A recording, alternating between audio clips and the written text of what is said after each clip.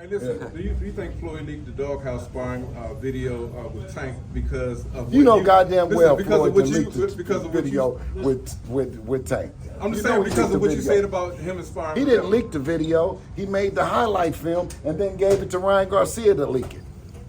How come, That's even worse. How come they didn't show the end of the video? What happened at the end of that video? Same reason why Floyd didn't show the video of Devin when he got in his ass. Devin is the last man. Listen, I'm going to tell you this. I'm going to tell you this, and I'm going to tell you this one time.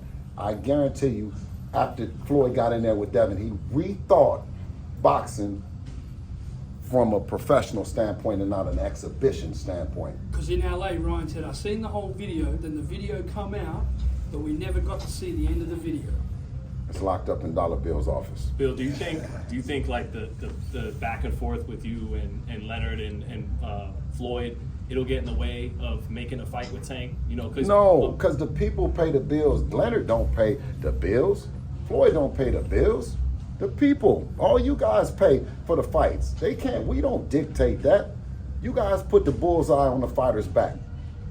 Leonard don't dictate nothing. Well, period. You know how personal feelings could get in the way of business sometimes, even when there's a lot of money involved. It's silly. As long as the fans aren't personally involved in terms of that, you know what I mean? If they want to fight and they're paying for the fight, right? Then who can deny that? Whether what I say to Tank or whether I say to Leonard, who gives a? Really? Do you care? No. No. And you still want to see the fight, right? Yes. So Leonard can't stop it. He can just keep running his fat mouth.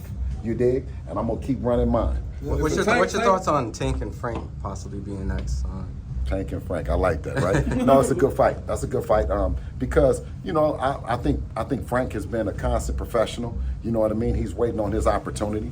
So if he spoils the party and takes Tank down, then so be it. But I think that he's a professional. I'm a fan of his and Derek's. Tank told Sean Porter and Hitchens he's going to move up to 140 to fight at 140 without a rehydration clause. What do you think about that? Okay, so Tank told Hitchens and Sean Porter. He told Sean Porter and Hitchens. And is that right around the time Tank and Hitchens Hitchens and Sean Porter stopped being friends with Tank for Tank saying that? Or did Tank stand on it and say, I actually told Hitchens and I actually told Porter that I'm moving up to 140? That's a good question. Yeah, I don't think I can answer it because I think it's third party. And if I do, Tank and them come out and say that they're not friends with Hitchinson no more. They don't like Sean Porter. What's the coin flip Kenny? No.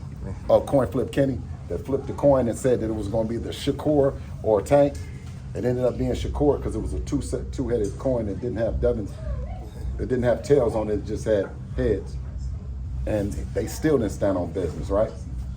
Right, John? Because they flipped the coin and it was heads or tails, and it was heads for Shakur, and they still didn't make the fight.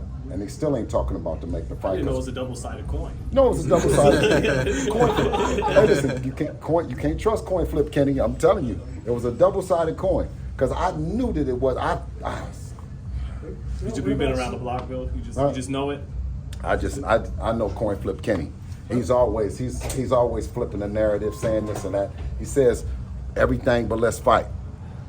What about Subriel Matias? And what do you make of the one-armed bandit himself, Subriel Matias? What do you make about the aura of him being the boogeyman of 140? How could you be the boogeyman? I made a call to his promoter, right? I came looking for him after the fight.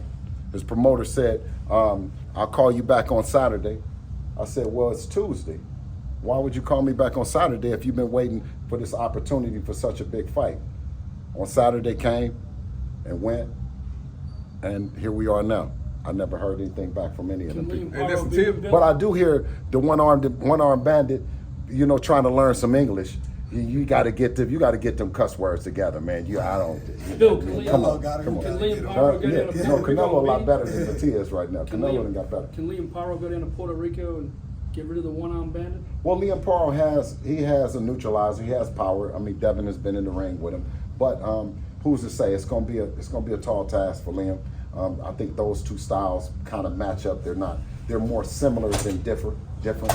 So, you know, it's not an opposite style matchup, so it's going to be a tough task for both Hey, fighters. Tia Primo said he wanted to fight. He wanted the fight. T.O., you want to fight Listen, everybody but listen, Devin. he wanted That's to- what you want to yeah, do. He wanted to fight Huh? for 20 million, but you know, Yeah, because he's the I know. inside. So is that what's holding the fight up? Because he Listen, believes he's the inside. I don't want to say any money things. I don't want to deter T.O. Just come on in the office, T.O. Just come on in the office, talk to Bob. Let's get all the things together and let's make this thing happen.